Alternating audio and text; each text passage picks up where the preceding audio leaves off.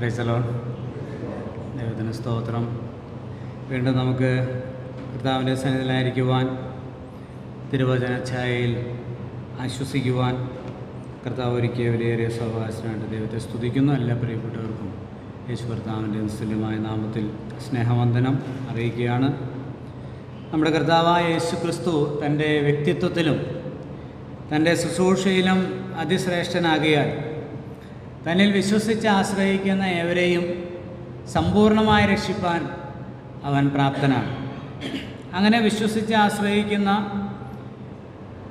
അല്ലെങ്കിൽ നിത്യജീവനിലേക്ക് പ്രവേശിച്ചിരിക്കുന്ന ദൈവമക്കൾ, കൃപയാൽ രക്ഷിക്കപ്പെട്ടവർ, അവരുടെ ഇഹലോകവാസത്തിൽ അവർ ദൈവത്തെ പ്രസാദിപ്പിക്കുവാനായി അവർ മുറുകെ പിടിക്കേണ്ടുന്നത് വിശ്വാസം തന്നെയാണ് എന്നുള്ളതാണ് 11-ാം അധ്യായത്തിൽ നമ്മൾ ഓർക്കുകയുണ്ടായത്. അത് വീണ്ടും ആവർത്തിക്കുന്നില്ല. എന്നാൽ ഒന്ന് രണ്ട് കാര്യങ്ങളൊന്ന് സൂചിപ്പിച്ച് നമുക്ക് 12-ാം അധ്യായത്തിലേക്ക് പോകാം. 11-ാം അധ്യായത്തിൽ ഒരു പ്രധാനപ്പെട്ട ഒരു ഘടകം നമുക്കറിയാം. ഇത് എബ്രായ വിശ്വാസികൾക്കാണല്ലോ എഴുതിയിരിക്കുന്നത്. അപ്പോൾ അവർക്ക് സമ്പൂർണ്ണമായിട്ട് എബ്രായ മതത്തിൻ്റെ ആചാരാനുഷ്ഠാനങ്ങളെയും ആ മതത്തിൻ്റെ ആ കെട്ടുപാടുകളെ മുഴുവനായിട്ടും വിടുവാനൊരു പ്രയാസമുണ്ട്. വിശ്വാസത്തിലേക്കൊക്കെ മറ്റു മതങ്ങളിൽ നിന്നോ അല്ലെങ്കിൽ സമുദായങ്ങളിൽ നിന്നൊക്കെ വന്നിട്ടുള്ള ആളുകൾക്ക് അത് അനുഭവവേദ്യമായിട്ടുണ്ടാകാം. ആദ്യ കാലഘട്ടങ്ങളിൽ, ആദ്യ സമയത്തൊക്കെ ആ ഒരു സംഘർഷം, ആ ഒരു പിരിമുറുക്കം, ഒരു നമ്മുടെ ഭാഷയിൽ ഒരു പിടിവലി ഉണ്ടാകും. അപ്പോൾ വിട്ടുപോരുക, അതുകൊണ്ടാണ് അവിടെ പറഞ്ഞിരിക്കുന്നത്, അവർ വിട്ടുപോകുന്നതിനെ ഓർത്തുവെങ്കിൽ, നമ്മൾ പാടിയല്ലോ, മടങ്ങിപ്പോകുവാൻ അധികം സാധ്യതയുണ്ടായിരുന്നു. അപ്പോൾ വിശ്വാസം എന്ന് പറയുന്നത് വേർപാട് കൊണ്ടുവരുന്നത് അല്ലെങ്കിൽ വേർപാടിലേക്ക് നയിക്കുന്നതാണ് വിശ്വാസം എന്ന് പറയുന്നത്. അബ്രഹാമിനെ കുറിച്ച് അതാണ് പറഞ്ഞത്. അബ്രഹാം തൻ്റെ പിതൃഭവനത്തെയും ചാർച്ചക്കാരെയും വിട്ടു. ദൈവം അത് പറഞ്ഞു, വിട്ട് ഞാൻ നിന്നെ കാണിപ്പാൻ ഇനി ഇരിക്കുന്ന ദേശത്തേക്ക്. അപ്പോൾ ആ ദേശത്തേക്ക് പോയത് എങ്ങനെയാണ്?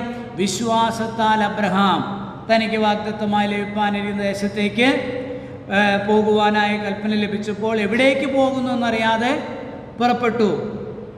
മോശെ മിസ്രയീം വിട്ടു. കഴിഞ്ഞ ആഴ്ച നമ്മൾ ചിന്തിച്ചതാണ്. മിസ്രയീം വിട്ടു. അപ്പോൾ വിടേണ്ടത് ആവശ്യമാണ്. മറ്റ് നമ്മൾ പലരെയും നമ്മൾ കാണുന്നുണ്ട്. ഇപ്പോൾ രാഹാബ് അതിശക്തമായ രാജ്യത്ത് അതിൻ്റെ സംരക്ഷണ ഭിത്തിയുടെ മേലിൽ അല്ലെങ്കിൽ ആ മതിലിൻ്റെ മേലിൽ താമസിച്ചിരുന്ന ഒരു സ്ത്രീയാണ്. പക്ഷേ ദൈവത്തിൻ്റെ ജനം അവരാണ് ശരിയെന്ന് മനസ്സിലാക്കിയപ്പോൾ ആ ദേശത്തോടുള്ള പറ്റുമാനം, ആ ദേശത്തെ വിടാനായിട്ട് നേരത്തെ തീരുമാനിച്ച് വിശ്വസിച്ചു എന്നുള്ളതാണ് അവിടുത്തെ വിഷയം. അപ്പോൾ വിശ്വസിച്ച് അവരോട് ചേർന്നു. ഇന്ന് അനേക ആളുകൾ യേശുക്രിസ്തുവിൻ്റെ ക്രൂശുമരണത്തിലുള്ള രക്ഷയെ സംബന്ധിച്ച്, വിശ്വാസത്താലുള്ള നീതീകരണത്തെ സംബന്ധിച്ച് പ്രസംഗിക്കുന്നവർ തന്നെയും വേർപാടിനെ തുച്ഛീകരിക്കുന്നത് നമുക്ക് കാണാനായിട്ട് സാധിക്കും. വേർപാടില്ലാത്ത വിശ്വാസം സാധുവല്ല. അങ്ങനെ ഒരു വിശ്വാസത്തെ ദൈവം സ്വീകരിക്കുന്നില്ല. പല കൂട്ടങ്ങളുണ്ട്. ഒത്തിരി കൂട്ടങ്ങളുടെ പേര് പറയാനായിട്ട് സാധിക്കും. അവരൊക്കെ പ്രസംഗിക്കുന്നത് നല്ല ശുദ്ധമായ സുവിശേഷം പറയുന്നത് നമുക്ക് കേൾക്കാനായിട്ട് സാധിക്കും. നിങ്ങൾ ടി വിയിലോ അല്ലെങ്കിൽ മൊബൈലിലൊക്കെ കേൾക്കാൻ സാധിക്കും. പക്ഷെ അവർ പറയുന്ന ഒരു തത്വം എന്താണെന്ന് ചോദിച്ചാൽ, നിങ്ങളത് വിശ്വസിച്ച് നിൽക്കുന്നിടത്ത് നിന്നാൽ മതി. അത് തെറ്റാണ്. അത് തികച്ചും സുവിശേഷത്തിൻ്റെ സത്യത്തിന് എതിരാണ്. അത് മറ്റൊരു സുവിശേഷം എന്നല്ല, നിങ്ങളെ കലക്കി ക്രിസ്തുവിൻ്റെ സുവിശേഷം മറിച്ച് കളയുകയാണ്. അത് വ്യാജമാണ്. ക്രിസ്തുവിൻ്റെ സുവിശേഷം എന്ന് പറഞ്ഞാൽ വിശ്വസിക്കണം, സ്നാനമേൽക്കണം, വേർപെടണം, അപ്പോസ്തോലിക ഉപദേശം പഠിക്കണം, കൂട്ടായ്മ ആചരിക്കണം, അപ്പം നുറുക്കണം, പ്രാർത്ഥന കഴിക്കണം. അപ്പോൾ വേർപാട് അത്യന്താപേക്ഷിതമാണ്. നമ്മൾ വായിക്കുന്നുണ്ടല്ലോ, അവർ ഇങ്ങനെയുള്ള ആളുകളൊക്കെ പഠിപ്പിക്കുന്ന ഒരു കാര്യമാണ്, രക്ഷയ്ക്ക് എന്ത് വേണ്ട, സ്നാനമൊന്നും വേണ്ട. അത് സത്യമാണ്. പക്ഷെ രക്ഷിക്കപ്പെട്ടവർ സ്നാനമേൽക്കും, വിശ്വസിച്ചവർ വേർപെടും. അബ്രഹാം ദൈവത്തിൽ വിശ്വസിച്ചു, അവൻ തൻ്റെ പിതൃഭവനത്തെയും ചാർച്ചക്കാരെയും വിട്ടു. വിശ്വാസത്താൽ മോശ താൻ വളർന്നപ്പോൾ പാപത്തിൻ്റെ തൽക്കാല ഭോഗത്തെക്കാളും ദൈവജനത്തോടു കൂടെ അവിടം വിട്ടു, ആ പാലസ് വിട്ടു, കൊട്ടാരം വിട്ട് ദൈവജനത്തോട് ചേർന്നു. അപ്പോൾ ചേരേണ്ടത് ആവശ്യമാണ്. 1 കൊരിന്ത്യർ 10-ാം അധ്യായത്തിൽ പറഞ്ഞിട്ടുണ്ട്. ഇസ്രായേൽ ജനത്തെക്കുറിച്ച് പറയുമ്പോൾ അവർ മേഘത്തിലൂടെയും സമുദ്രത്തിലൂടെയും കടന്ന്, അടുത്ത വാക്ക് പറയാമോ, മോശയോട് ചേർന്നു. സാധാരണ സുവിശേഷമൊക്കെ പറയാനായിട്ട് ചെല്ലുമ്പോൾ ആളുകൾ ചോദിക്കാറുണ്ട്, നിങ്ങളുടെ കൂട്ടത്തിൽ ചേർക്കാൻ വേണ്ടി ആണല്ലേ? ചില സന്ദർഭങ്ങളിൽ ഞാൻ പറയും, അത് തന്നെയാണ്, ചേർക്കാനാ. അതാണല്ലോ കർത്താവ് പറഞ്ഞ്. ശിഷ്യന്മാരോട് എന്താ പറഞ്ഞ്? ശിഷ്യന്മാരോട് പറഞ്ഞു, എൻ്റെ പിന്നാലെ വരുവിൻ. അവരെന്ത് ചെയ്തു? വള്ളവും വലയും അപ്പനെയും വിട്ട് കർത്താവിൻ്റെ കൂടെ പോയി. അപ്പോൾ കർത്താവ് അവരോട് പറഞ്ഞത് എന്താ? ഞാൻ നിങ്ങളെ മനുഷ്യരെ പിടിക്കുന്നവരാക്കും. അതുകൊണ്ടാണ് യോഹന്നാൻ ലേഖനം എഴുതിയപ്പോൾ പറഞ്ഞു, എന്താണ് പറഞ്ഞത്? നിങ്ങളുടെ സന്തോഷം പൂർണ്ണമാകേണ്ടതിന് ഞാനിത് നിങ്ങൾക്ക് എഴുതുന്നു. ഞങ്ങളുടെ കൂട്ടായ്മ പിതാവിനോടും അവൻ്റെ പുത്രനായ യേശുക്രിസ്തുവിനോടും അത്രേ. നിങ്ങൾക്ക് ഞങ്ങളോട് കൂട്ടായ്മ ഉണ്ടാകേണ്ടതിന്. അപ്പോൾ ഞങ്ങൾക്കാരോടാണോ കൂട്ടായ്മ, ആ കൂട്ടായ്മയിലേക്ക് ആര് വരണം? നിങ്ങൾ വരണം. അതാണ്.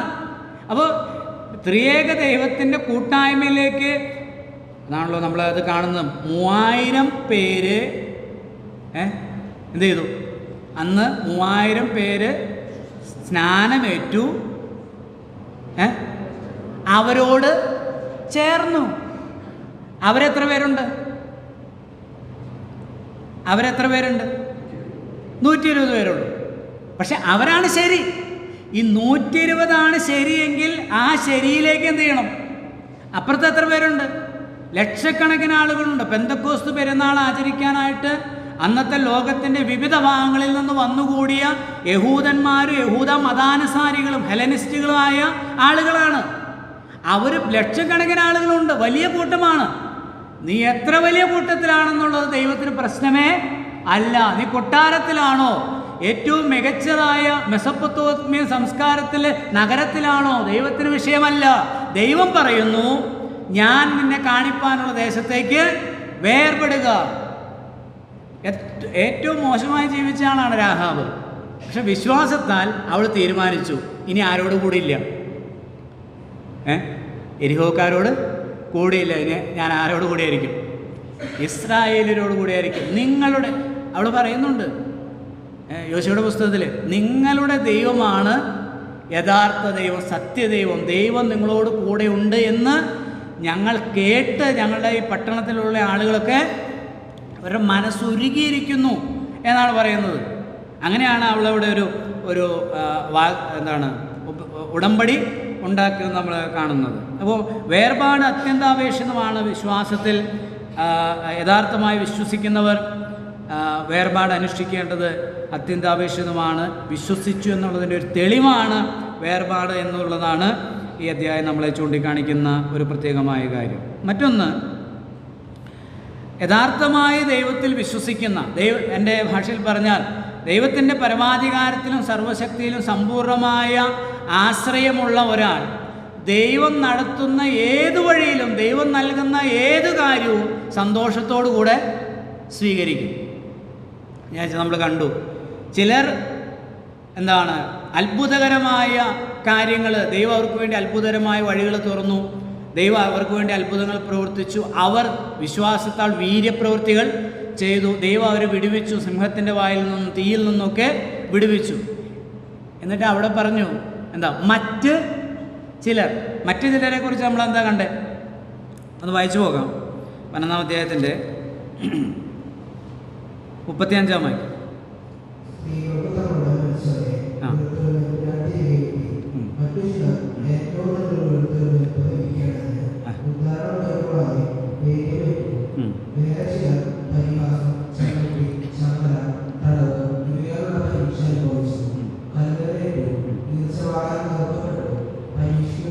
അപ്പോൾ മറ്റു ചിലർ ഭേദ്യമേറ്റു.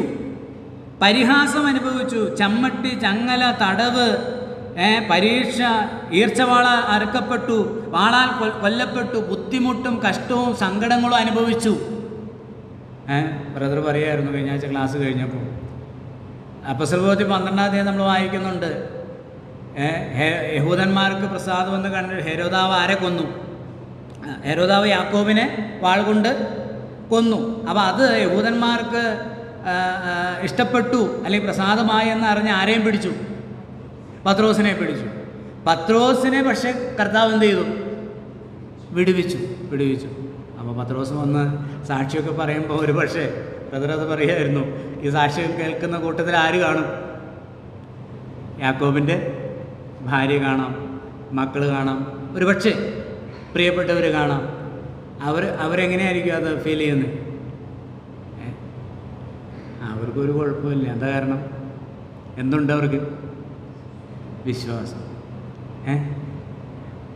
എപ്പോഴും നമ്മൾ മനസ്സിലാക്കേണ്ടുന്നൊരു കാര്യം, എനിക്ക് ദൈവം നൽകുന്ന കാര്യങ്ങൾ ഞാനും എൻ്റെ ദൈവവും തമ്മിലുള്ള ബന്ധത്തിൻ്റെ അടിസ്ഥാനത്തിലാണ്. എനിക്ക് മറ്റൊരാളാകാൻ്റെ ആവശ്യം ഇല്ല. മറ്റൊരാളാകാൻ എനിക്ക് ആവശ്യമില്ല. എനിക്ക് ആവശ്യമുള്ളത് എൻ്റെ ദൈവം എനിക്ക് തരും. എനിക്ക് എന്ത് രോഗം വരണമെന്നോ, എന്ത് ബുദ്ധിമുട്ടുകൾ വരണമെന്നോ, ഞാൻ എങ്ങനത്തെ വീട് പണിയണമെന്നോ, എൻ്റെ മക്കളെ എങ്ങനെ പഠിപ്പിക്കണമെന്നോ, എങ്ങനെയുള്ള വാഹനം വാങ്ങണമെന്നോ, ഏത് ജോലി ഞാൻ ചെയ്യണമെന്ന് തീരുമാനിക്കുന്ന ആരാ? എൻ്റെ കർത്താവാണ്. ഞാനും കർത്താവും തമ്മിലുള്ള ബന്ധത്തിൻ്റെ അടിസ്ഥാനത്തിൽ കർത്താവ് എനിക്ക് തരുന്ന ബോധ്യങ്ങളുടെ ആലോചനയുടെ അടിസ്ഥാനത്തിൽ ഞാൻ എടുക്കുന്ന തീരുമാനമാണ്. ലോകക്കാരുടെ ട്രെൻഡ് അനുസരിച്ചല്ല ഞാൻ തീരുമാനം എടുക്കുന്നത്. മാത്രമല്ല, ദൈവം എനിക്ക് തരുന്ന എല്ലാ കാര്യങ്ങളും അതിൽ ഞാൻ സംതൃപ്തനാണ്. ദൈവത്തിന് സ്തോത്രം. അപ്പം മറ്റു ചിലർ ചോദിച്ചില്ല. സിംഹത്തിൻ്റെ വായിൽ നിന്ന് ദാനിയേലിനെ രക്ഷിച്ചതല്ലേ? എന്താ ഞങ്ങളെയൊക്കെ ഇങ്ങനെ ഈ ബുദ്ധിമുട്ട് അനുഭവിക്കാനായിട്ട് അനുവദിക്കുന്നത്? അവർ ചോദിച്ചോ? ഇല്ല. അവിടെ പറയുന്നത് അവർ വിശ്വാസത്തോടു കൂടെ അവരതെന്ത് ചെയ്തു? സ്വീകരിച്ചു. ദൈവത്തിന് സ്തോത്രം. നമ്മളൊക്കെ വ്യത്യസ്തരായ ആളുകളാണ്. ആരെയും ഫോളോ ചെയ്യരുത്, ആരിലേക്ക് നോക്കരുത്. അതാണ് അടുത്ത അധ്യായം പറയുന്നത്, അല്ലേ? ആരിലേക്ക് നോക്കണം? വിശ്വാസത്തിന് നായകനും പൂർത്തി വരുത്തുന്നതിനുമായ യേശുവിലേക്ക് നോക്കുക. ദൈവത്തിന് സ്തോത്രം. അവിടെ ഒരു കാര്യം കൂടെ പറഞ്ഞ് ആ ഭാഗം അവസാനിപ്പിക്കുകയാണ്. 39-40 വാക്യം. അവരെല്ലാവരും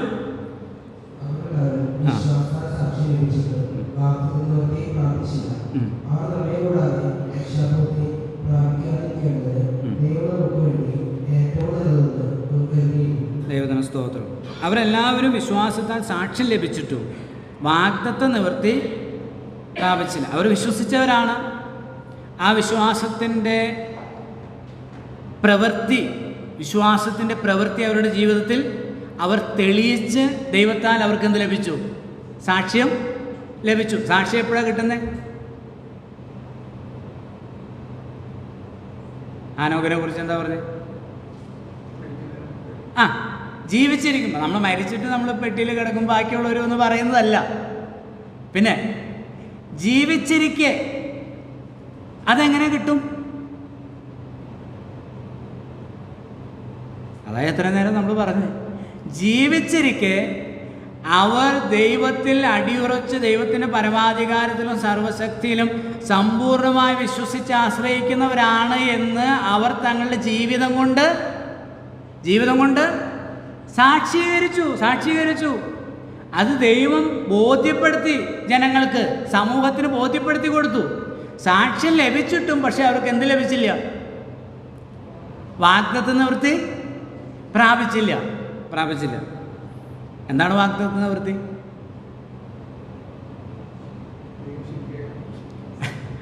എന്താണ് വാഗ്ദത്തം?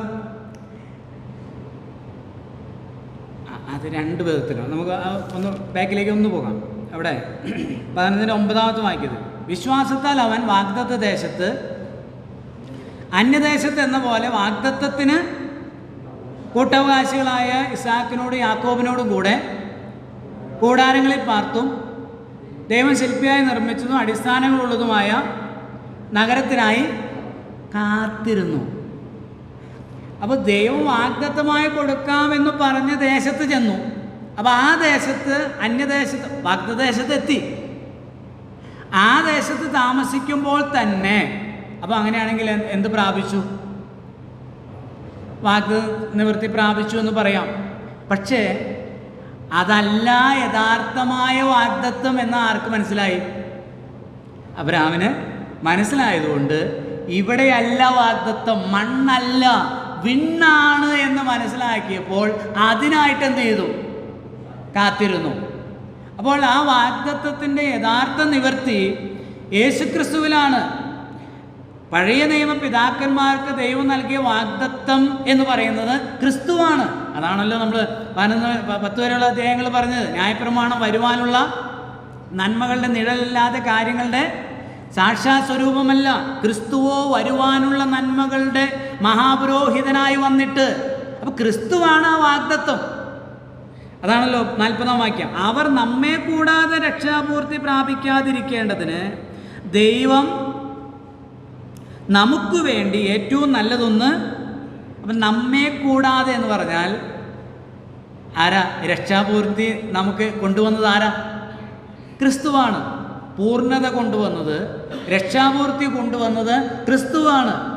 അപ്പോൾ നമുക്കാണ് പ്രയോറിറ്റി എന്ന് പറഞ്ഞാൽ ആർക്കാ? നമുക്കെന്ന് പറഞ്ഞാൽ ആർക്കാ? സഭയ്ക്ക്, ക്രിസ്തുവിൻ്റെ മണവാട്ടി സഭയ്ക്ക്. അവർക്കും രക്ഷ ക്രിസ്തുവിൽ കൂടെയാണ്. പക്ഷേ അവർക്ക് അത് അറിഞ്ഞുകൂടായിരുന്നു യഥാർത്ഥമായിട്ട്. ഒരു വാക്യം അതിനോട് ചേർത്ത് വേണമെങ്കിൽ നമുക്ക് മനസ്സിലാക്കാം. ഒത്തിരി വാക്യങ്ങളുണ്ട്, എല്ലാത്തിലേക്കും പോകുന്നില്ല. പത്രോസിൻ്റെ 1-ാം ലേഖനം 1-ാം അധ്യായത്തിൻ്റെ 10 മുതൽ വായിക്കും. 1 പത്രോസ് 1-ാം അധ്യായത്തിൻ്റെ 10 മുതലുള്ള വാക്യങ്ങൾ.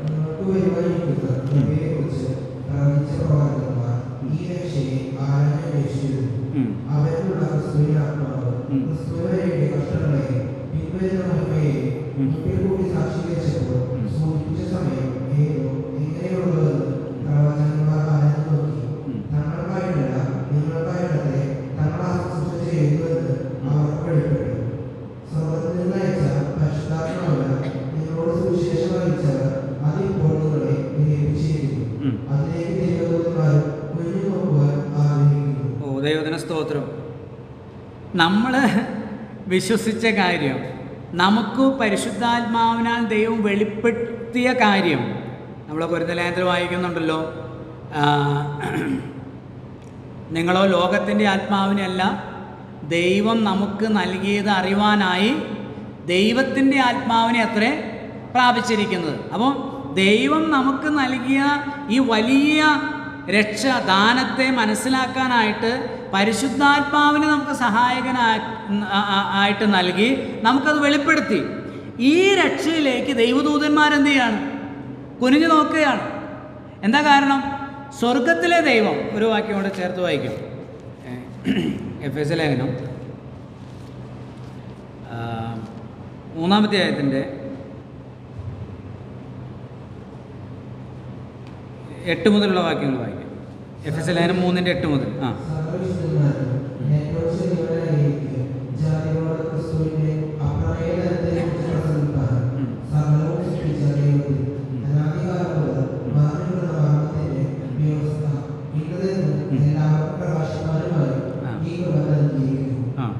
മതി, അത്രയും മതി.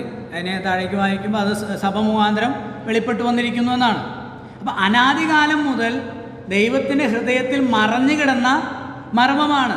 സ്വർഗത്തിൽ വസിക്കുന്ന ദൈവത്തിൻ്റെ കൂടെയുള്ള ജീവിച്ച ഈ വാഴ്ചകൾക്കും അധികാരങ്ങൾക്കും അവിടെ താഴെ പറയുന്നുണ്ട്, ദൂതന്മാർക്കും ഒന്നും ഈ കാര്യം മനസ്സിലായില്ല. ഇത് പിന്നീട് ദൈവം വെളിപ്പെടുത്തി കൊടുത്ത് പ്രവചിച്ച പ്രവാചകന്മാരും ആരാഞ്ഞു നോക്കി. അവർക്കും അത് വേണ്ടുന്ന പോലെ മനസ്സിലായില്ല. എന്നാൽ ദൈവം തൻ്റെ പുത്രനെ ലോകത്തിലേക്ക് അയച്ച് കാൽവരി ക്രൂശിൽ ബലിയർപ്പിച്ച് അവനെ വിശ്വസിക്കുന്നവരെ വീണ്ടെടുപ്പിലേക്ക്, നിത്യരക്ഷയിലേക്ക് ദൈവം കൈപിടിച്ചു കൊണ്ടുവന്ന് അവരെ ഒരുമിച്ച് കൂട്ടി അവരെ പരിശുദ്ധാത്മാവിനെ അയച്ച് സഭയായി രൂപീകരിച്ചപ്പോഴാണ് അവർക്കത് അതുകൊണ്ടാണ് അവിടെ എഫേസ്യർ പറഞ്ഞിരിക്കുന്നത്, സഭ മുഖാന്തരം വെളിവായി വരുന്നു. ഒന്ന് വായിച്ചേക്കാം. അവനെ അതിൻ്റെ താഴത്തെ വാക്യം വായിച്ചേ. 3-ന്റെ 10 മുതൽ വായിച്ചു.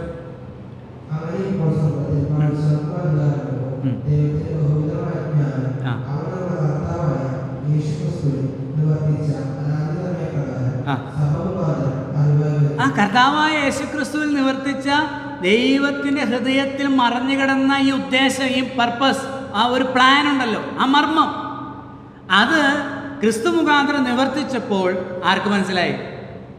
സ്വർഗത്തിലെ വാഴ്ചകൾക്കും അധികാരങ്ങൾക്കും, അതായത് ദൂതന്മാർക്ക് മനസ്സിലായി. അത് പ്രവാചകന്മാർക്ക് മറഞ്ഞു കിടന്നതാണ്, ലോകത്തിലെ മനുഷ്യർക്ക് മറഞ്ഞു കിടന്നതാണ്. എന്നാൽ ക്രിസ്തുവിലൂടെ അത് വെളിപ്പെടുത്തി. അതുകൊണ്ട് ആ വാഗ്ദത്തം ആരാണ്? ക്രിസ്തുവാണ്. അങ്ങനെ ക്രിസ്തു വന്നപ്പോൾ അവർക്കും യേശു ക്രിസ്തുവിൽ, അത് നമ്മൾ പറഞ്ഞതാണല്ലോ, 10-ാം അധ്യായം നമ്മൾ കണ്ടതാണല്ലോ, ആട്ടുകൊറ്റന്മാരുടെയും കാളക്കിടാങ്ങളുടെ രക്തത്തിന് മനുഷ്യരുടെ പാപങ്ങളെ നീക്കുവാൻ ഒരു നാളും കഴിയുന്നതല്ല. അപ്പോൾ അവിടെ അവരെ ആകെ അർപ്പിച്ചത് വെറുതെയാണോ? ആണോ? മഹാപാപ പരിഹാര ബലിയും പാപപരിഹാര ബലിയും സമാധാനയാഗവും അകൃത്യയാഗവും ഒക്കെ അർപ്പിച്ചത് വെറുതെയാണോ? ആണോ? അല്ല. എന്താണ് അതിൻ്റെ ഫലം? അതെന്തിനാ ചൂണ്ടിക്കാണിക്കുന്നത്? ക്രിസ്തുവിനെയാണ്. അപ്പോൾ യഥാർത്ഥമായ പശ്ചാത്താപത്തോടുകൂടെ ഒരുവൻ ഒരു പ്രാവിനെ കൊണ്ട്, ഒരു ആട്ടുകൊറ്റനെ കൊണ്ട് വന്ന് അവൻ അവിടെ അതിനെ യാഗമായി അർപ്പിക്കുമ്പോൾ ആ പ്രാവിൻ്റെ കഴുത്ത് പിരിച്ച് അതിൻ്റെ തല പറിച്ചെടുത്ത് അതിൻ്റെ രക്തം യാഗപീഠത്തിന്മേൽ ഒഴിച്ചിരിക്കുമ്പോൾ അവൻ അവിടെ നെഞ്ചുപൊട്ടിക്കരയണം. ഞാൻ പാപിയായ എന്നെ ഇതുപോലെ ചെയ്യേണ്ടതാണ്, പാപം ചെയ്യുന്ന ദേഹിയാണ് മരിക്കുന്നത്, എന്നാൽ എനിക്ക് പകരമായിട്ട് അത് മരിക്കുകയാണെന്ന് പറഞ്ഞുകൊണ്ട് അവൻ ദൈവത്തിൻ്റെ കൃപയ്ക്കായി യാചിച്ച് പശ്ചാത്തപിച്ച് ഏറ്റുപറയുമ്പോൾ അവൻ്റെ പശ്ചാത്താപത്തെ ക്രിസ്തുവിൽ അവന് വേണ്ടി കണക്കിടുന്നു, അവനെ വീണ്ടെടുക്കുന്നു ദൈവം. എന്നാൽ അത് ആർക്ക് ആദ്യം ലഭിച്ചു? സഭയ്ക്ക്. സഭ മുഖാന്തരമാണ് അതെന്ത് ചെയ്തത്? വെളിപ്പെട്ടത്. അതുകൊണ്ടാണ് അവിടെ എഴുതിയിരിക്കുന്നത്, നമ്മൾ കണ്ടത് എന്താ? അവർ നമ്മെ കൂടാതെ രക്ഷാപൂർത്തി പ്രാപിക്കാതിരിക്കേണ്ടതിന് ദൈവം നമുക്ക് വേണ്ടി ഏറ്റവും നല്ലതൊന്ന്. ഒരു കാര്യം ഇവിടെ എന്നോട് ചേർത്ത് പറഞ്ഞോട്ടെ, അത് രണ്ടും രണ്ടാണ്. ഇസ്രായേലും അല്ലെങ്കിൽ സഭയ്ക്ക് മുമ്പുള്ള കാലഘട്ടവും സഭയും രണ്ടും രണ്ടാണ്. ഇസ്രായേലിലുള്ള ഒരു മനോഹരമായിട്ടുള്ള ഒരു ചോദ്യം റോമാലേഖനത്തിലുണ്ട്. ദൈവം തൻ്റെ ജനത്തെ തള്ളിക്കളയുമോ? ഒരു നാളും ഇല്ല. എന്നിട്ട് പറയുന്നത്, ദൈവത്തിന് തൻ്റെ ജനത്തോടുള്ള, ദൈവം തിരഞ്ഞെടുത്ത തൻ്റെ ജനത്തോട്, ആ ജാതിയോടുള്ള ദൈവത്തിൻ്റെ പദ്ധതിയെ ദൈവം താൽക്കാലികമായി നിർത്തിവെച്ചിരിക്കുന്നു എന്നേ ഉള്ളൂ. അത് ദൈവം അതിൻ്റേതായ സമയത്ത് മറ്റൊരിക്കൽ പുനരാരംഭിക്കും. 11-ാം അധ്യായം 26-ാം വാക്യം റോമാലേഖനത്തിൽ. അപ്പോൾ എന്നാൽ പുതിയ നിയമസഭ അവൻ്റെ മണവാട്ടിയാണ്. ആ സ്വർഗത്തിൽ ദൈവത്തിൻ്റെ സമ്പൂർണമായ ജ്ഞാനം വെളിപ്പെടുത്തിയ, ദൈവത്തിൻ്റെ ഹൃദയം വെളിപ്പെടുത്തിയ, രക്ഷാപൂർത്തി വെളിപ്പെടുത്തിയ ഇടമാണ് ഏത്? പുതിയ നിയമ സഭ എന്ന് പറയുന്നത്. അതിലേക്ക് ദൈവം നമ്മെ കൂട്ടിച്ചേർത്തല്ലോ, നമുക്ക് നന്ദി പറയാം, ദൈവത്തെ സ്തുതിക്കാം. അടുത്ത അധ്യായത്തിലേക്ക് വരികയാണ്. പ്രത്യാശയുടെ സ്ഥിരത എന്നുള്ളതാണ് അതിന് നമ്മൾ കൊടുത്തിരിക്കുന്ന ഒരു ശീർഷകം. പ്രത്യാശയുടെ സ്ഥിരത. 4 വാക്യങ്ങൾ വായിക്കാം.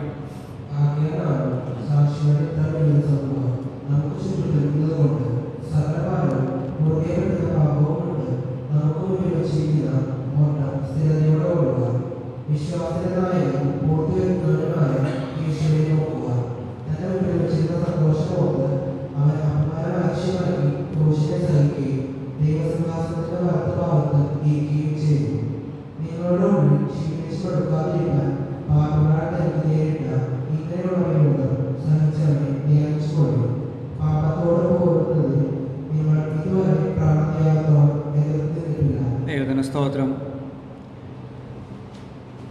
ഈ 11-ാം അധ്യായത്തിലെ ഇവരെക്കുറിച്ചൊക്കെ പറയാനുള്ള കാരണം എന്താണ്?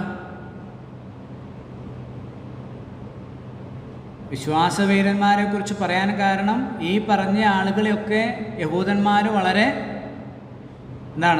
അഭിമാനത്തോടുകൂടെ ആദരവോടുകൂടെ കാണുന്ന ആളുകളാണ് ഈ പറഞ്ഞ ആളുകളെല്ലാം. അപ്പോൾ അവരെ ദൈവം സ്വീകരിച്ചതിൻ്റെയും ദൈവസന്നിധിയിൽ അവർ സ്വീകാര്യരായി തീർന്നതിൻ്റെയും കാരണം എന്താണ്? വിശ്വാസം. ഒറ്റ കാരണമാണ്, അത് വിശ്വാസമാണ്. ആ വിശ്വാസത്താൽ അവർക്ക് ദൈവത്തിൻ്റെ പരമാധികാരത്തിലും സർവശക്തിയിലും ഉണ്ടായിരുന്ന സമ്പൂർണമായ ആശ്രയത്തിൻ്റെയും വിശ്വാസത്തിൻ്റെയും ഫലമായി അവർ ദൈവപ്രസാദകരമായിട്ട് എന്ത് ചെയ്തു? ജീവിച്ചു. അതുകൊണ്ട് നിങ്ങളും എന്ത് ചെയ്യണം? അതുപോലെ ഓടണം. അതിന് സഹിഷ്ണുതയും ആവശ്യമാണ്, വിശ്വാസവും സഹിഷ്ണുതയും ആവശ്യമാണ് എന്നുള്ളതാണ് ഈ ഭാഗത്ത് പറഞ്ഞിരിക്കുന്നത്. നിങ്ങൾ അഭിമാനത്തോടെ നോക്കിക്കാണുന്ന പഴയ നിയമ വിശുദ്ധന്മാരെല്ലാം സ്ഥിരതയോടെ തങ്ങളുടെ ഓട്ടം ഓടി തീർത്തവരാണ്. വിശ്വാസത്താൽ അവർ വിശ്വാസത്തിൻ്റെ നായകനായ യേശുവിനെ നോക്കി ഓടി സാക്ഷാത്കാരം പ്രാപിച്ചു. അവണ്ണം നാമും ഓടണം. ഈ ഓട്ടം ഓടുവാനായിട്ട് അവിടെ പറഞ്ഞിരിക്കുന്ന ഒരു കാര്യമാണല്ലോ, എന്താണ്? സ്ഥിരതയോടെ ഓടുക. അപ്പം ഒരു കൂട്ടം വിശ്വാസികൾ അല്ലെങ്കിൽ ഈ വിശ്വാസത്തിലേക്ക് വന്ന ആളുകൾ, ക്രൈസ്തവ മാർഗത്തിൽ ചേർന്ന ഒരു കൂട്ടം ആളുകൾ ഇപ്പം എന്ത് ചെയ്തുകൊണ്ടിരിക്കുക? അവർ പിന്തിരിഞ്ഞ് പോയിക്കൊണ്ടിരിക്കുക കുറേ ആളുകൾ. അപ്പോൾ അവരെ ഉദ്ദേശിച്ചും ഇപ്പോൾ നിൽക്കുന്ന ആളുകളെക്കുറിച്ചും പറയുകയാണ്, നിങ്ങളെന്ത് ചെയ്യണം? സ്ഥിരതയോടുകൂടെ ഓടണം. അങ്ങനെ ഓടാനായിട്ട് എന്തുകൊണ്ടാണ് സ്ഥിരത നഷ്ടപ്പെടുന്നത്? പലപ്പോഴും സാധാരണ നമ്മൾ പറയാറുണ്ട്, മത്തായിയുടെ മൂത്ത മാനസാന്തരം 3 മാസം എന്നാണ്. ഭയങ്കര ഒരു ആവേശവും ഉത്സാഹവും ഒക്കെ. എത്ര നാളത്തേക്ക്? കുറച്ച് നാളത്തേക്ക്. അത് കഴിയുമ്പോൾ എന്ത് ചെയ്യും?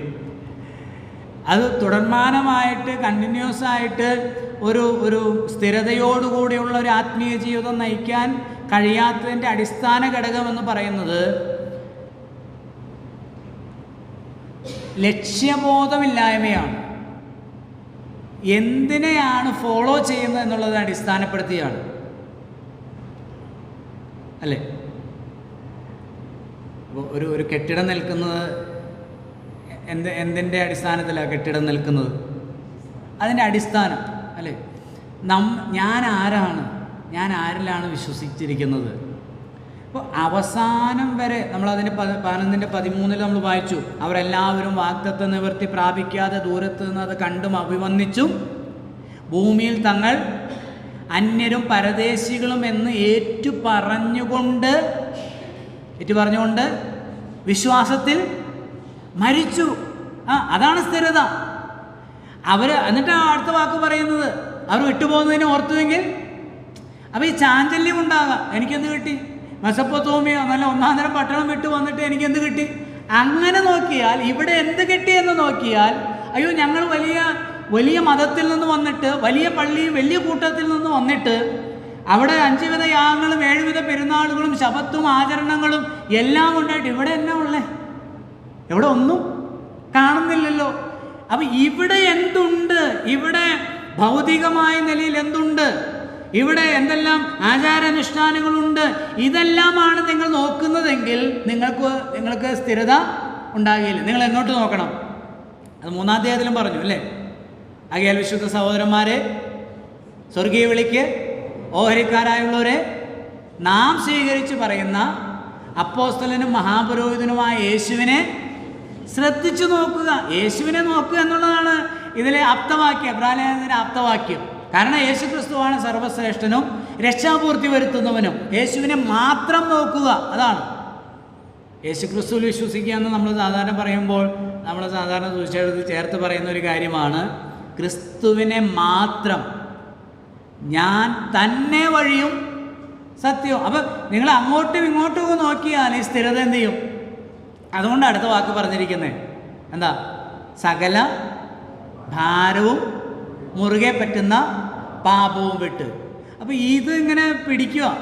ജോലി, വിദ്യാഭ്യാസം, പണം, വീട്, ജീവിതത്തിലെ പല കാര്യങ്ങളും ഇതിനെന്ത് ചെയ്യുന്നുണ്ട്? അതാ ഈ 11-ാം അധ്യായം പറഞ്ഞിരിക്കുന്നത്. എന്ത്? അവരതിനെയൊക്കെ എന്ത് ചെയ്തു? സൈഡിലേക്ക് മാറ്റിവെച്ചു. പാപത്തിൻ്റെ തൽക്കാലം. പാട്ട് പാടുമ്പോൾ നമ്മൾ ശ്രദ്ധിക്കണം. വാഗ്ദത്ത നാട്ടിൽ വിശ്രമമാകുന്ന പാട്ട് പാടുമ്പോൾ നമ്മൾ നോക്കണം. പാപത്തിന് തൽക്കാലം ഭോഗം വേണ്ട, ഞാൻ പാടുപെടാമൻ യേശുവിനായി. പറ്റുമെങ്കിൽ പാടിയാൽ മതി. അപ്പോൾ അവരതിനെന്ത് ചെയ്തു? അവരതിനെ മാറ്റിവെച്ചു. മുന്നോട്ട് ഓടാൻ ഇതൊരു ഭാരമാണ്. വിശ്വാസ ജീവിതത്തിൽ ദൈവത്തെ പ്രസാദിപ്പിച്ചുകൊണ്ട് ലോകത്തിന് ഗുണകരമായി ജീവിക്കുവാൻ, ലോകത്തിന് എന്തെങ്കിലും കൊടുത്തുകൊണ്ട് ഇവിടെ നിന്ന് ഞാൻ തിരശ്ശീലയ്ക്കപ്പുറത്തേക്ക് മറയാനിടയായി തീരണമെങ്കിൽ ഞാനിവിടെ പലതും നഷ്ടപ്പെടുത്തണം, മാറ്റിവെക്കണം. പാപത്തിൻ്റെ തൽക്കാല ഭോഗങ്ങൾ, ഭാരവും പാപവും മുറുകെ പറ്റുന്ന പാപത്തെ വിട്ട് ഞാനെന്ത് ചെയ്യണം? ഓടണം. എന്തായിരിക്കാം പാപം? സകല ഭാരവും മുറുകെ പറ്റുന്ന പാപം. എന്തായിരിക്കും പാപം? എബ്രാഹിലേഖനത്തിലെ പാപം എന്താ? അവിശ്വാസം. എല്ലാ പാപങ്ങളിലേക്കും നയിക്കുന്ന അടിസ്ഥാനപരമായ പാപമാണെന്ത്? ഏറ്റവും വലിയ പാപമാണിത്, അവിശ്വാസം. എന്തുകൊണ്ടാണ് ദൈവത്തെ പ്രസാദിപ്പിക്കാൻ കഴിയാതെ നമുക്ക് പോകുന്നതെന്ന് ചോദിച്ചാൽ വളരെ ലളിതമാണ്. അവിശ്വാസം. അവിശ്വാസത്താൽ നമ്മൾ നമ്മുടെ ജീവിതത്തിൽ എടുക്കുന്ന തീരുമാനങ്ങളാണ് നമ്മെ ദൈവപ്രസാദത്തിൻ്റെ പുറത്തേക്ക്, ദൈവകൃപയുടെ പുറത്തേക്ക് നമ്മെ തള്ളിവിടുന്നത്. ഒരു സംശയമില്ല. അതിനെ നമ്മെ പ്രേരിപ്പിക്കുന്നത് ഈ ഭാരങ്ങളാണ്, ജീവിത ഭാരങ്ങൾ. അപ്പോൾ അവിടെ എന്ത് കൊണ്ടുവരണം? നമ്മൾ എന്ത് അപ്ലൈ ചെയ്യണം? വിശ്വാസം. അങ്ങനെ നമ്മൾ കർത്താവിലേക്ക് മാത്രം നോക്കിക്കൊണ്ട് നമ്മുടെ വിശ്വാസ ജീവിതം ഓടുമ്പോൾ, മുന്നോട്ട് നയിക്കുമ്പോൾ ദൈവത്തെ കർത്താവിനെ നമുക്ക് പ്രസാദിപ്പിക്കാനായിട്ട് സാധിക്കും. അത് വളരെ സഹിഷ്ണുതയോടുകൂടെ ചെയ്യണം എന്നുള്ളതാണ് കർത്താവിൻ്റെ ഉദാഹരണം പറയുന്നതിലൂടെ പറയുന്നത്. എന്താ? തൻ്റെ മുമ്പിൽ വിശ്വാസത്തിൻ്റെ നായകനും പൂർത്തി വരുത്തുന്നതിനുമായ യേശുവിനെ നോക്കുക, തൻ്റെ മുമ്പിൽ വെച്ചിരുന്ന സന്തോഷമോർത്ത് അപമാനം അലക്ഷ്യമാക്കി. അതാണ് ഈ വിശ്വാസവീരന്മാരെ കുറിച്ച് പറഞ്ഞത്. അവർ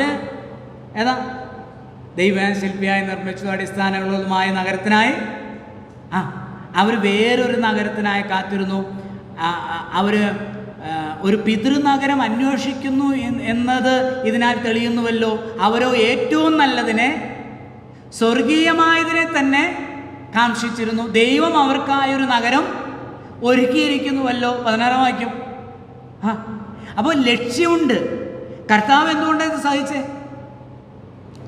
അപമാനം അലക്ഷ്യമാക്കി ക്രൂശിനെ സഹിച്ചു. ഒരു ലക്ഷ്യമുണ്ട്. എന്താ ലക്ഷ്യം? 11-ാം അധ്യായത്തിൻ്റെ 1-ാം വാക്യത്തിൽ വിശ്വാസത്തെക്കുറിച്ചുള്ള നിർവചനം എന്താ? വിശ്വാസം എന്നതോ ആശിക്കുന്നതിൻ്റെ എന്താണ് ആശിക്കുന്നത്?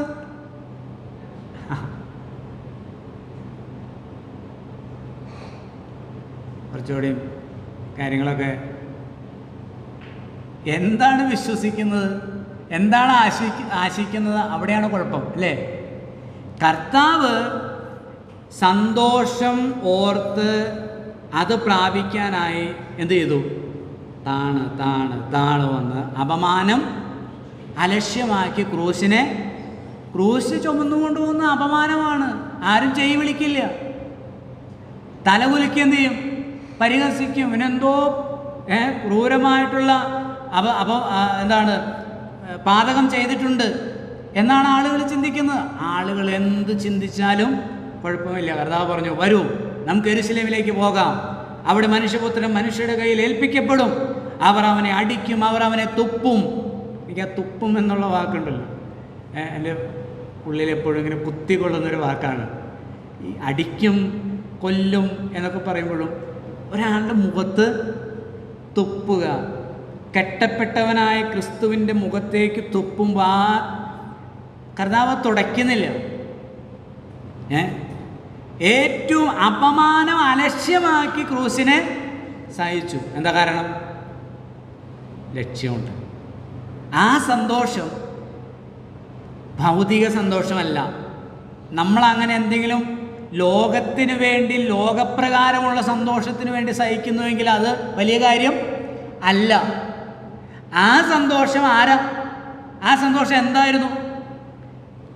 നമ്മളായിരുന്നു, നമ്മെ രക്ഷിക്കാൻ. മോശ ഈജിപ്തിലെ കൊട്ടാരം വിട്ടെങ്കിൽ അതിൻ്റെ ഗുണം ആർക്ക് കിട്ടി? ഒരു 30 ലക്ഷത്തിലധികം ആളുകൾക്ക് അത് കിട്ടി. അപ്പോൾ നമ്മൾ അനുഭവിക്കുന്ന വിശ്വാസത്താൽ നമ്മളെടുക്കുന്ന തീരുമാനങ്ങൾ അപമാനം അലക്ഷ്യമാക്കി ക്രൂശിനെ സഹിക്കുമ്പോൾ, പാപികളാൽ തനിക്ക് ഇങ്ങനെയുള്ള വിരോധം സഹിച്ചവനെ ധ്യാനിക്കണം. അതെന്തിനു വേണ്ടി? നിങ്ങളുടെ ഉള്ളിൽ ക്ഷീണിച്ച് മടുക്കാതിരിക്കാൻ. മടുത്തു പോകും. അങ്ങനെയൊന്നും മടുക്കില്ല സൗര നമ്മൾ. അങ്ങനെയാണോ? ആരാ മടുക്കാത്ത? ഏലിയാവ് മടുത്തു. ഏലിയാവ് നമുക്ക് ഏലിയാവ് മടുത്തെങ്കിൽ നമ്മുടെ കാര്യം എന്തായിരിക്കും? കർമ്മേലിൽ എത്രയോ വീര്യപ്രവൃത്തി ചെയ്ത് ഏലിയാവ് എന്ത് ചെയ്തു? ഏലിയാവിന് മടുപ്പ് വന്നു. അപ്പം നമ്മൾ നോക്കണം. ഈ ചുറ്റുമുള്ള ആളുകൾ ഇരുന്ന് നോക്കിക്കൊണ്ടിരിക്കുക നമ്മളെങ്ങനെയാണ് ഓടുന്നത്. അവർ മടുക്കാതെ സ്ഥിരതയോടുകൂടെ, സഹിഷ്ണുതയോടുകൂടെ, പ്രത്യേക ലക്ഷ്യത്തോടുകൂടെ ഈ ലോകത്തിലെ കാര്യങ്ങളൊക്കെ അവരിങ്ങനെ അള്ളിപ്പിടിച്ച് ഇത്തൽ കണ്ണി പോലെ കയറിപ്പിടിക്കാനായിട്ട് ശ്രമിച്ചപ്പോൾ അതിനെല്ലാം തട്ടി മാറ്റി വകഞ്ഞു മാറ്റി അവർ ലക്ഷ്യത്തിലേക്ക് ഓടിയതുപോലെ നമ്മൾ ഓടുന്നുണ്ടോ എന്ന് അവർ നോക്കുകയാണ്. പക്ഷെ നമ്മൾ അവരെയല്ല നോക്കുന്നത്, നമ്മുടെ വിശ്വാസത്തിൻ്റെ നായകനായ യേശുവിനെയാണ്. അവനാണ് നമ്മുടെ നായകൻ, അവനാണ് നമ്മുടെ മാതൃകാ പുരുഷൻ എന്നുള്ളത്.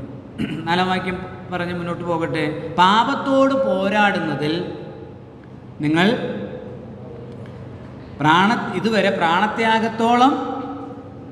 ഇവിടെ ഈ പറഞ്ഞു വരുന്ന കാര്യങ്ങളുമായി ബന്ധപ്പെടുത്തി നമ്മൾ ചിന്തിക്കുമ്പോൾ ഇവിടെ പാപം എന്ന് പറയുന്നത് നമ്മൾ 10-ാം അധ്യായത്തിൽ കണ്ടല്ലോ, 26-ാം വാക്യം.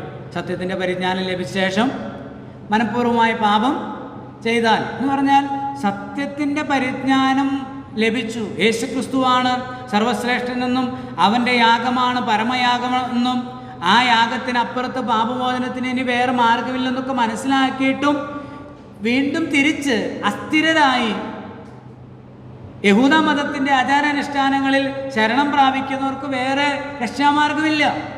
അത് വലിയൊരു പാപമാണ് തിരിഞ്ഞു പോകുന്നത്. അപ്പോൾ പാപത്തോട് പോരാടണം എന്ന് പറഞ്ഞാൽ ഈ അവിശ്വാസത്തോട് എന്ത് ചെയ്യണം? പോരാടണം. തെറ്റായ ഉപദേശങ്ങളോട് എന്ത് ചെയ്യണം? പോരാടണം. ഒരു ചിന്ത നിങ്ങളുടെ മുമ്പിൽ വെച്ച് അവസാനിപ്പിക്കാം.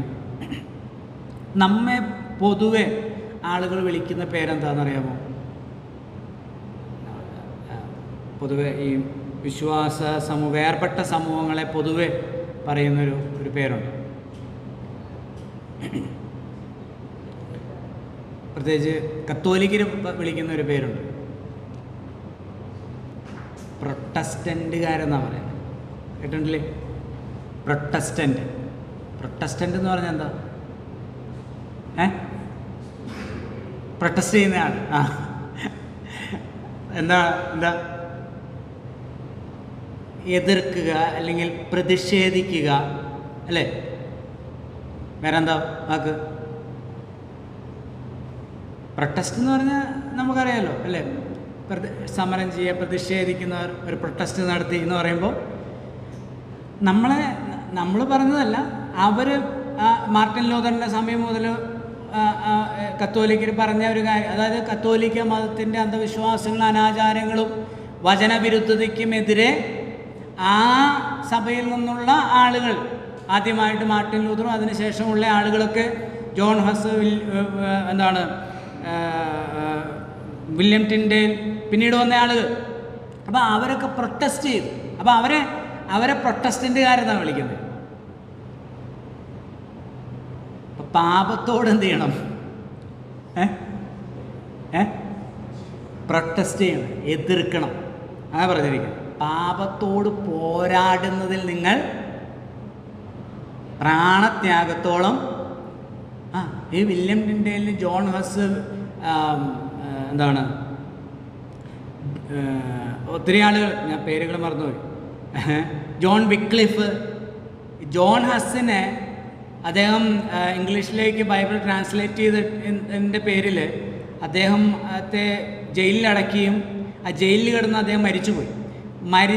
പെട്ടെന്ന് മരിച്ചുപോയി. അദ്ദേഹത്തെ കൊല്ലാൻ പറ്റാത്തതിൻ്റെ വിദ്വേഷത്തിൽ അദ്ദേഹത്തിൻ്റെ കുഴിമാടം പിന്നീട് മാന്തി അദ്ദേഹത്തിൻ്റെ അസ്ഥികളെല്ലാം ചുട്ടുകരിച്ച് ഇംഗ്ലണ്ടിലെ സ്വിഫ്റ്റ് നദിയിൽ ഒഴുക്കുകയാണ് ചെയ്തത്. അങ്ങനെ ഈ നേരത്തെ പറഞ്ഞ ആളുകളൊക്കെ, വില്യം ടിൻഡേലിനൊക്കെ അങ്ങനെ ചെയ്ത്. പക്ഷെ വില്യം ടിൻഡേലിൻ്റെ ട്രാൻസ്ലേഷൻ ഇന്നും ലഭ്യമാണ്. ആ ട്രാൻസ്ലേഷനിൽ നിന്നാണ് നമ്മുടെ നോർത്ത് ഇന്ത്യയിലെ പല പ്രാദേശിക ഭാഷകളിലേക്ക് ഇപ്പോൾ ബൈബിൾ വിവർത്തനം ചെയ്യുന്നത്. അപ്പോൾ വീട്ടിലിങ്ങനെ ഈ വാർത്തയൊക്കെ കാണുമ്പോൾ ഇപ്പോൾ പല പ്രൊട്ടസ്റ്റൊക്കെ ഇങ്ങനെ നടക്കുമല്ലോ, പ്രതിഷേധങ്ങളൊക്കെ നടക്കുമ്പോൾ പോലീസിനെ ഇറക്കിയ പിള്ളേരെയൊക്കെ അല്ലെങ്കിൽ പ്രൊട്ടസ്റ്റ് ചെയ്യുന്നവരെയൊക്കെ ലാത്തി ചാർജും അല്ലെങ്കിൽ ഈ എന്താണ് കണ്ണീർവാതവും ജലപീരങ്കിയൊക്കെ പ്രയോഗിക്കുമ്പോൾ വീട്ടിൽ മമ്മി പറയും, ഇവർക്കൊന്നും വേറെ പണിയില്ല, പോലീസിൻ്റെ തല്ലുകൊള്ളാൻ വേണ്ടി ചുമ്മാ വീട്ടിലിരുന്നാൽ പോരെ. അങ്ങനെ എല്ലാവരും ചിന്തിച്ചിരുന്നുവെങ്കിൽ ഇന്നെന്തില്ല? സ്വാതന്ത്ര്യം ഇല്ല. ഇന്ന് അങ്ങനെ എന്താണ് മാർട്ടിൻ ലൂതറും ഈ പറയുന്ന ഞാൻ നേരത്തെ പറഞ്ഞ ആളുകളും ഒക്കെ അവർ ചിന്തിച്ചിരുന്നെങ്കിൽ സുവിശേഷം അന്ധകാരത്തിൽ ഏകദേശം 13 നൂറ്റാണ്ടോളം അത് അന്ധകാരത്തിൽ ആഴ്ന്നു കിടന്ന പോലെ ഇന്നും അത് അന്ധകാരത്തിൽ കിടന്നേനെ. അപ്പോൾ പ്രൊട്ടസ്റ്റ് ചെയ്യണം. ആദ്യം എവിടെ പ്രൊട്ടസ്റ്റ് ചെയ്യണം?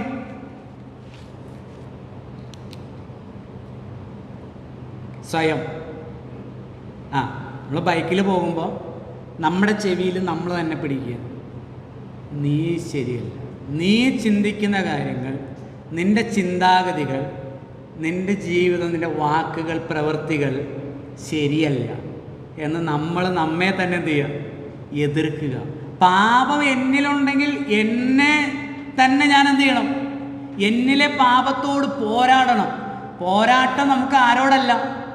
ജഡരക്തങ്ങളോട് അല്ല, നമ്മിൽ വ്യാപരിക്കുന്ന തിന്മയുടെ ശക്തിയോടാണ്. രണ്ടാമത്, ഉപദേശവിരുദ്ധതയോടും ദൈവസഭയുടെ വിശുദ്ധിയെയും അതിൻ്റെ പരിശുദ്ധിയെയും കളങ്കപ്പെടുത്തുന്ന ഏതൊരു പാപത്തോടും. ഈ കാലഘട്ടത്തിൻ്റെ ഒരു ദുർഗതിയാണ്, അപകടമാണ്. നമ്മൾ ഏതു പാപത്തോടും എന്ത് ചെയ്യുന്നുണ്ട്? സമരസപ്പെടുന്നുണ്ട്. നമുക്ക് ഭയമാണ്. ഒരു വിവാഹമോചനത്തെ എതിർത്താൽ, പുനർവിവാഹത്തെ എതിർത്താൽ, അരുതായികകളെ എതിർത്താൽ ബുദ്ധിമുട്ടാകുമോ എന്ന ഭയം. അവരങ്ങനെ ചിന്തിച്ചില്ല. കർത്താവ് ചിന്തിച്ചോ? കർത്താവ് ചിന്തിച്ചില്ല. കർത്താവ് മറിച്ചിട്ടു. ദയവായിട്ട് ഇത് മറിച്ചിടരുത്. കർത്താവ് എന്ത് മറിച്ചിട്ടു? മേശ പുറത്ത്. ഇവിടെ നടക്കില്ല. എൻ്റെ ആലയം പ്രാർത്ഥനാലയം എന്ന് വിളിക്കപ്പെടും. നമ്മുടെ ഉള്ളിൽ വന്ന് കർത്താവ് മറിച്ചിടുന്നുണ്ട്, നമുക്കത് മനസ്സിലാവുന്നില്ല. നമ്മുടെ ഉള്ളിൽ നമ്മൾ ആരാ? കർത്താവിൻ്റെ ആലയമാണ്. ഇതിലെന്താ നടക്കണ്ടേ? വാണിഭമല്ല, ലൗകികമായ ലോകാസക്തികളുടെ വികാരങ്ങളല്ല ഇതിൽ നടക്കേണ്ടത്.